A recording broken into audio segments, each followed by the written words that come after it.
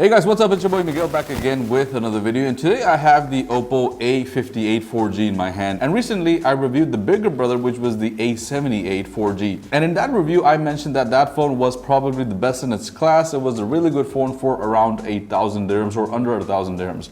Now this phone, the A58, is kind of like its cheaper cousin or sibling. And what I'm going to be focusing on is seeing whether the A58 is a better or more valuable phone as compared to the A78, because this is a cheaper phone, around $100 or just around 300 dirhams. So this will cost you between the 600 to 700 dirham line depending on what variant you go with. So we're going to look at some of the specs and see whether this is a better buy as compared to the A78. Now looking at the specs, we have 8 gigs of RAM with 128 gigs of internal storage. You do have the option to get this in 6 gigs as well if you want to go for a cheaper option, and you only get 128 gigs of internal storage as a base option, but you have a micro SD card option if you want to expand it.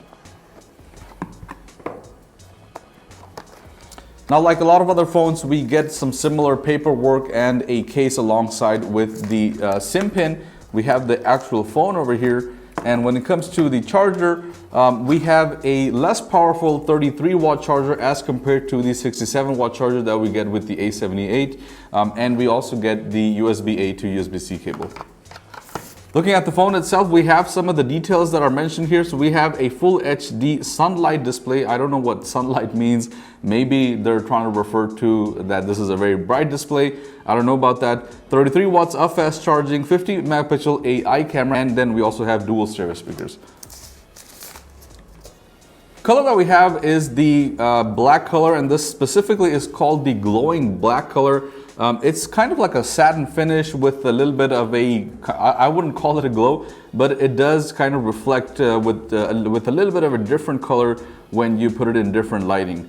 We then have the same, almost the exact same setup that we have on the A78 with the back camera over here. So we have a main 50 megapixel camera, and then we have a 2 megapixel macro camera, a flash, and then we have this innovative AI camera mentioned over here. And AI cameras, what their concept of AI camera is basically just kind of improving the softness or the glow of a picture. So if you're taking a selfie and you turn it and you turn the AI mode on, all it's going to do is kind of put in that artificial beautification feature that a lot of cameras put, which I am not a really big fan of. We'll talk about that a little bit later. Looking at the overall design, this is a plastic back and a plastic frame, and then we have the buttons on this side. This is the power button, which is not integrated with the fingerprint sensor. We have the volume rocker button here. We have both of the speakers on the bottom and the USB-C port, and also a 3.5 millimeter audio jack. And on this side, we have the SIM tray,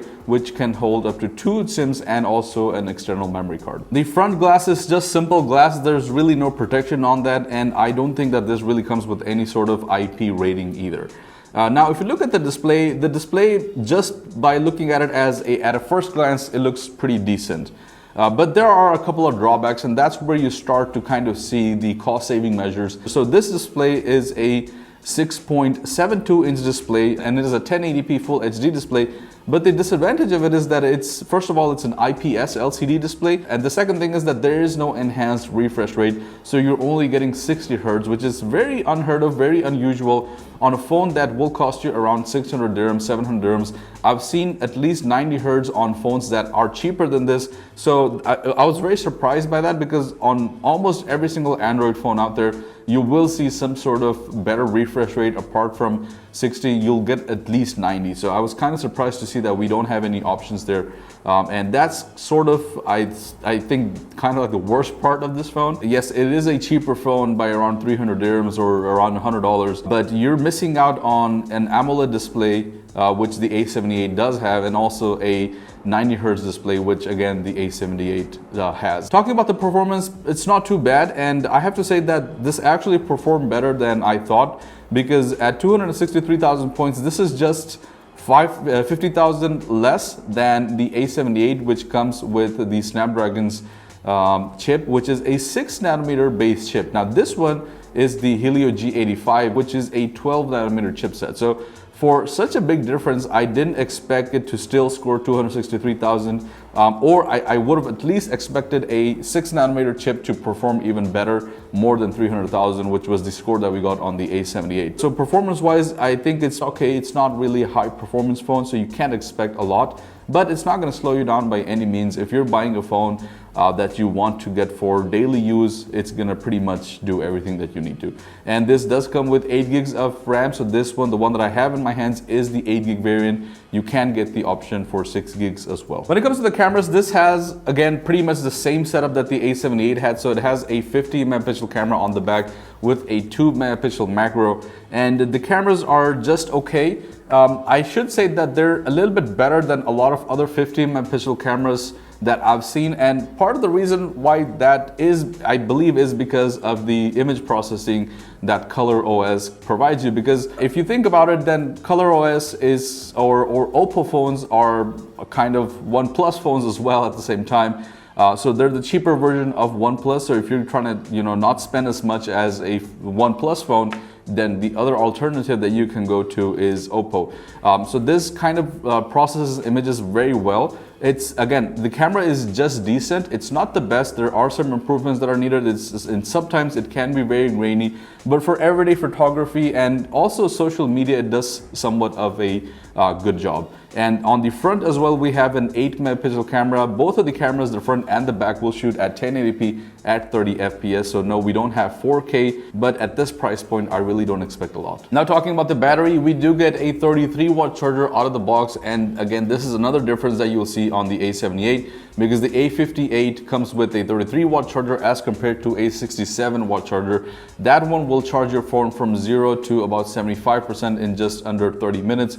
This will take a little bit longer. So this one will charge it to around 55% or a little bit over half in 30 minutes. It's going to take about an hour to fully charge. Not a very huge difference as compared to a 67 and a 33-watt charger. You still get some sort of fast charging, which is good. And then the battery, of course, is also the same at 5,000 milliamperes standard for a lot of phones nowadays. They both have the exact same battery, which is pretty decent. Now, I'm going to mention this again because a lot of people were giving feedback that the battery on this was really bad, but we haven't really seen anything like that. We've been using this phone for a while now, and the battery performance has been really good.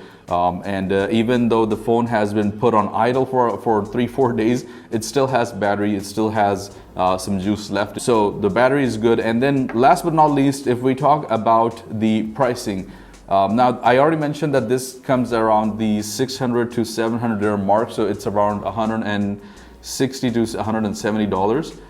Which is just a little bit lesser than the $220 price range of the A78. In dirhams, that's around a 300 dirham difference. So the question is this a better phone? Does this provide you better value for money as compared to the A78? I would say yes and no. Yes, because this pretty much ticks all the boxes that the A78 has. Performance-wise, it's pretty decent. Camera is the same, the battery is the same. The software, which is ColorOS 13.1, is pretty much the same. And the only big difference that I saw in this and the A78 is in two places. One is the display, which that has an AMOLED display with 90 Hz of refresh rate. This does not. And then the protection on that, it has Gorilla Glass 5. This one doesn't really have any sort of protection, and it doesn't have any sort of IP rating, whereas the A78 has an IP rating, IP54 rating, which means that it is splash proof. So that is probably the biggest difference when it comes to both of these phones. Apart from that, design wise, it's also pretty much the same. There's really not a lot of difference there. Colors are almost the same as well, so both of them come in the exact same colors. You see a black, and also you see a sort of a green color, which was the one that I reviewed with the A78. The display on this one is just slightly bigger, so I think this is that one had a 6.4 inch display. This has a 6.7 inch display. It's just very slightly bigger. But it's not really something significantly bigger. I couldn't even tell that there was a difference until I put them side by side. So yeah, guys, that's the A58 for you guys. Let me know what you guys think. Do you think, in your opinion, is this a better value phone than the A78? Let me know your thoughts down in the comments below. Thank you so much for watching, and I'll see you next time. Peace out.